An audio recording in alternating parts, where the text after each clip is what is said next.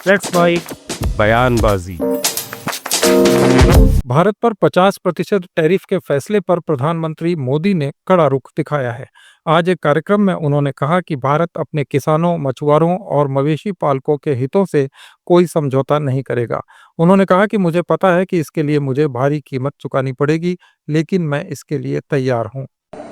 हमारे लिए अपने किसानों का हित सर्वोच्च प्राथमिकता है।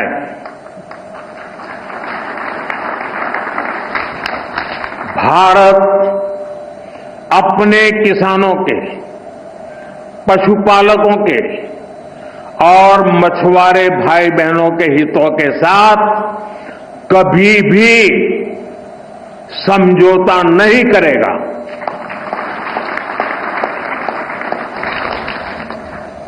और मैं जानता हूं व्यक्तिगत रूप से मुझे बहुत बड़ी कीमत चुकानी पड़ेगी, लेकिन मैं इसके लिए तैयार हूं। मेरे देश के किसानों के लिए, मेरे देश के मछुआरों के लिए, मेरे देश के पशुपालकों के लिए आज भारत तैयार है।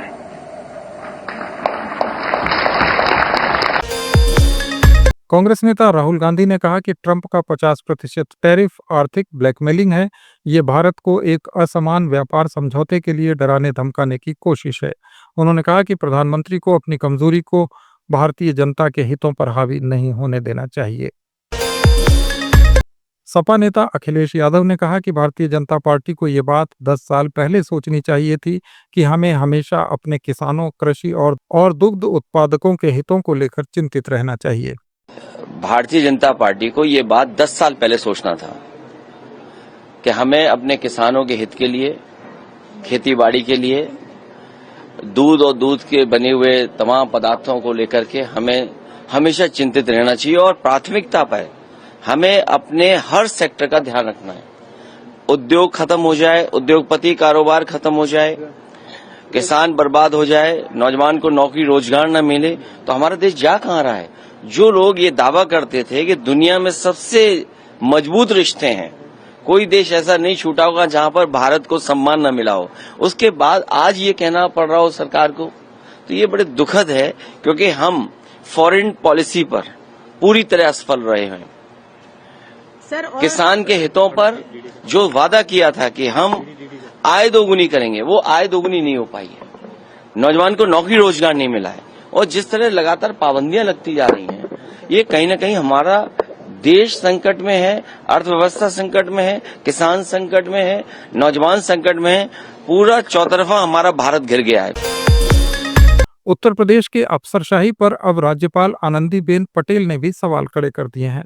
अयोध्या में सीएसआर कॉन्क्लेव में बोलते हुए उन्होंने कहा कि राम मंदिर के दर्शन तो हो जाएंगे, लेकिन फाइलों के दर्शन के लिए लोगों को टेबल दर टेबल घूमना पड़ता है। उन्होंने अधिकारियों की कार्यशैली पर तंज कसते हुए कहा कि हर टेबल पर बैठा अफसर एक नई कमी निकालता है और काम लटकता चला जाता है। अयोध्या में राम मंदिर के दर्शन करने के लिए कहां से लोग आते हैं,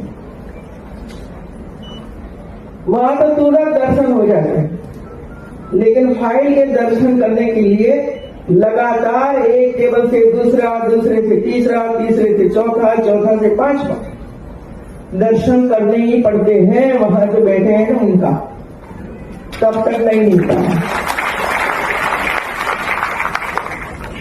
एक फाइल आने के बाद नीचे के अधिकारी इसमें कमियां ही निकालेगा, फिर फाइल आगे जाएगी, फिर वो और कमियां निकालेगा, फिर कमियां पूरी कर दी जो बाकी थी वो फिर तीसरा टेबल ऊपर जाता है तो वो कमियां निकालता है। मेरा सिर्फ अधिकारियों को इतना ही कहना है कि पहली फाइल आपके टेबल पर आए, जो बंदा बैठा है वो ही सभी कमियां निकालकर पूरी करवाए। एसीएस तब तक पहुंचे तब तक कमियां ही होती रहती। और इसमें फाइल के आना, फाइल का जाना वही घूमता फिरता है। वही हमारी वो क्या कहते हैं सरकार, अरे सभी जगहों पर, ऐसा नहीं कि यूपी में। राजस्थान के मुख्यमंत्री भजनलाल शर्मा ने कांग्रेस पर निशाना साधा। उन्होंने कहा कि जल जीवन मिशन भ्रष्टाचार की भेंट चढ़ गया, इसी वजह से इस महत्वपूर्ण योजना का पूरा लाभ राजस्थान के लोगों को नहीं मिल सका। कांग्रेस का आज से नहीं है, पहले से ही है। परिवारवाद, वंशवाद, तुष्टीकरण, जातिवाद, धर्मवाद, ये पूरा उनकी एक चिट्ठा है और उनमें ये हमेशा ओढ़ रहती है कि आपने पिछली बार देखा कि कितने समय कहाँ रहे, वो जनता के पैसे का दुरुपयोग कैसे हुआ। और इसीलिए तो मैं कह रहा हूं आपसे, जल जीवन मिशन जिससे राजस्थान को कितना बड़ा फायदा हो सकता था, लेकिन उसको रसाताल मिल गए। और आज ये कहते हैं कि वो ईडी आएगी, तो कौन आएगा? ईडी नहीं आएगी तो जांच तो उसकी होगी। अभी आप देख रहे हैं हमारी रफ्तार उसमें बढ़ी है। राजस्थान की भजनलाल सरकार ने वोकल फॉर लोकल और मेक इन इंडिया अभियान को बढ़ावा देने के लिए एक बड़ा कदम उठाया है। शिक्षा मंत्री मदन दिलावर ने कहा कि शिक्षा, पंचायती राज और संस्कृत शिक्षा विभागों को अब केवल देश में बना सामान ही खरीदना होगा। विदेशी सामान खरीदने पर कर्मचारियों से उस सामान की कीमत वसूली जाएगी। इस फैसले पर कांग्रेस नेता गोविंद डोटासरा ने पलटवार किया।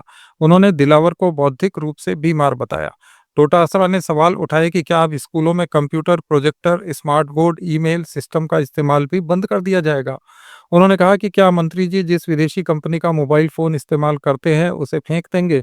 क्या स्कूलों में बच्चों की कंप्यूटर शिक्षा बंद कर दी जाएगी क्योंकि कंप्यूटर और लैपटॉप भी विदेशी कंपनियों के हैं? डोटासरा ने कहा कि इस युग में बच्चों की शिक्षा को आधुनिक शिक्षण पद्धतियां, तकनीक और उपकरणों की आवश्यकता है, लेकिन भाजपा सरकार में आरएसएस के एजेंडे लागू करने वाले शिक्षा मंत्री तुगलकी फरमान थोपकर बच्चों का भविष्य बर्बाद करना चाहते हैं।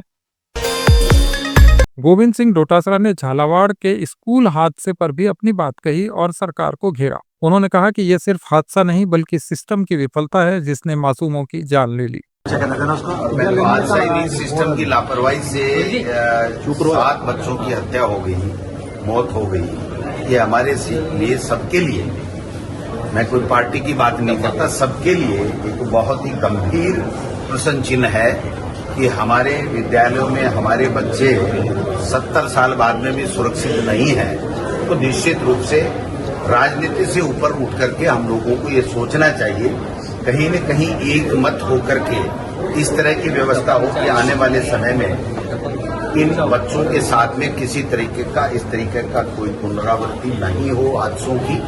ये हम सब लोग इसके ऊपर जब राजस्थान की विधानसभा भी आएगी तो हम लोग इस पर चर्चा करेंगे। मैं आज आया हूँ, मुरजन बहाया जी, जिलाध्यक्ष जी सुरेश गुर्जर जी, हमारे विकास चौधरी जी, सीएल प्रेमी जी, तमाम लोग साथ आए हैं। हमने 5 जो बच्चे और बच्चियां हैं इनके परिजनों से मुलाकात की है।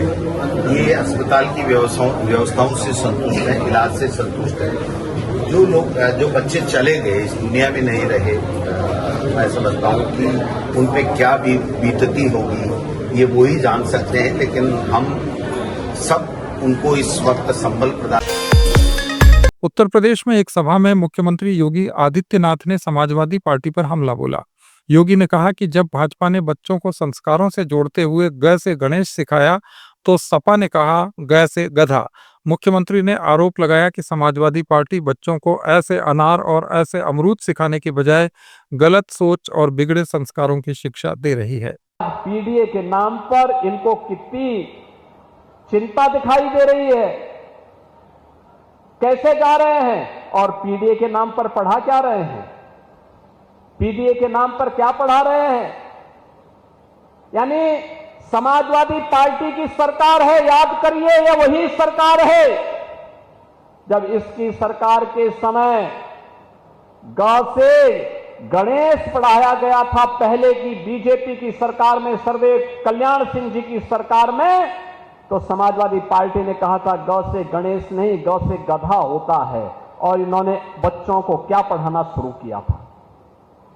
और आज भी अ का मतलब अनार से नहीं, अमरूद से नहीं, अ से क्या पढ़ाया जा रहा है, ये समाजवादी पार्टी का पुराना संस्कार है, जहां पर भारतीय जनता पार्टी बच्चों को संस्कारों के साथ जोड़ करके विघ्नहर्ता गौ से गणेश के नाम पर पढ़ाती थी, वहीं समाजवादी पार्टी ने गणपति की भी अवमानना करते इन्होंने गौ से गधा पढ़ाने का काम किया था। तो स्वाभाविक रूप से गधे जैसी बुद्धि भी उनकी हो गई है। और इसीलिए आज बच्चों की शिक्षा के उन्नयन के लिए जब प्रदेश की डबल इंजन की सरकार कार्य कर रही है, तो इस समय इनके लोग जाकर के राजनीतिक गतिविधियों का केंद्र विद्यालयों को बनाना चाहते हैं। योगी आदित्यनाथ ने मुरादाबाद में भी एक जनसभा को संबोधित करते हुए 2017 से पहले की पुलिस भर्ती प्रक्रिया पर बयान दिया। उन्होंने कहा कि 2017 से पहले क्या कभी इतनी निष्पक्ष और पारदर्शी भर्ती संभव थी? याद करिए, क्या 2017 के पहले इतनी निष्पक्ष और पारदर्शी तरीके से पुलिस की भर्ती संभव थी? कतई नहीं। पुलिस की भर्ती निकलती थी, किसी विभाग की भर्ती निकलती थी, कौरव दल वसूली के लिए चाचा भी, भतीजा भी, भाई भी और काका, नाना, भांजे, मामा, ये सभी लोग निकल पड़ते थे वसूली में। और किसी नौजवान को ईमानदारी के साथ कोई अवसर नहीं मिलता था। भर्ती हो या ट्रांसफर पोस्टिंग, इन सब में भेदभाव भी था और यह व्यवसाय भी था। 17 के बाद जीरो टॉलरेंस की सरकार की नीति का परिणाम है। अब कोई व्यक्ति न ट्रांसफर पोस्टिंग में धनादोहन कर सकता है और न ही कोई व्यक्ति भर्ती में कोई पैसा ले सकता है। जो पैसा लेगा वो जेल के अंदर सड़ेगा और सरकार उस दिशा में कार्य कर रही है। हिमाचल प्रदेश के मुख्यमंत्री सुखविंदर सिंह सुक्खू ने कहा है कि प्रदेश के 100 सरकारी स्कूलों को अब CBSE मॉडल पर विकसित किया जाएगा। इन स्कूलों में smart classroom, digital learning, career guidance जैसी आधुनिक सुविधाएं उपलब्ध होंगी, जिससे बच्चे सिर्फ किताबों तक सीमित न रहें और अपने भविष्य के लिए तैयार हो सकें। सुक्खू ने कहा कि हमारा लक्ष्य है बच्चों को बिना बोझ के गुणवत्तापूर्ण और आत्मविश्वास वाली शिक्षा देना। केंद्रीय कृषि मंत्री शिवराज सिंह चौहान ने प्रधानमंत्री नरेंद्र मोदी को प्रेरणा स्रोत बताया है। उन्होंने कहा कि प्रधानमंत्री मोदी का हर शब्द हमारे लिए मंत्र की तरह होता है। उन्होंने कहा कि जब प्रधानमंत्री पिछले साल पूसा कॉम्प्लेक्स आए थे, तब उन्होंने कहा था लैब से लैंड को जोड़ो, और हमने ऐसा किया। मित्रों, हमारे बीच प्रधानमंत्री जी है और प्रधानमंत्री जी का हर शब्द हमारे लिए मंत्र जैसा होता है। पिछले दिनों 1 साल पहले जब माननीय प्रधानमंत्री जी इस पूसा कॉम्प्लेक्स में पधारे थे, तब उन्होंने हमें कहा था लैब टू लैंड जोड़ो। विज्ञान और किसान जब तक नहीं मिलेंगे तब तक खेती सही दिशा में चलेगी नहीं। और उन्हीं की प्रेरणा से एक नहीं अनेकों अभियान चल रहे हैं आज। उसमें एक आधुनिक कृषि चौपाल और दूसरा विकसित कृषि संकल्प अभियान चला था, जिसमें 2170 टीमें वैज्ञानिकों की 64,000 से ज्यादा गांव गई और 1 करोड़ से ज्यादा किसानों के साथ सीधा संवाद किया। आप सुन रहे थे लेट्स माइक बयानबाजी। इस पर आपकी राय का रहेगा इंतजार। जुड़े रहिए लेट्स माइक के साथ। आप सुन रहे थे let's mike more than radio. Follow कीजिए हमें हमारे